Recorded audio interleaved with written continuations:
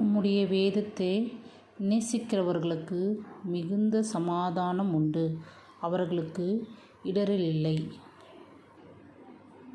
உன் அலங்கத்திற்குள்ளே சமாதானமும் உன் அரண்மனைக்குள்ளே சுகமும் இருப்பதாக. உம்முடைய நீதி நித்திய நீதி, உம்முடைய வேதம் சத்தியம். கண்ணீரோடே விதைக்கிறவர்கள் கெம்பீரத்தோடே அறுப்பார்கள்.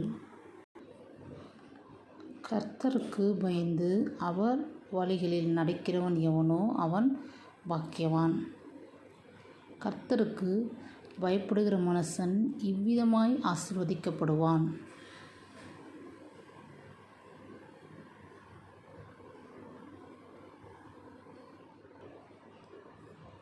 எனக்கு செவிகொடுக்கிறவன் எவனோ அவன் விக்கனமின்றி வாசம் பண்ணி ஆபத்திற்கு பயப்படாமல் அமைதியாயிருப்பான்.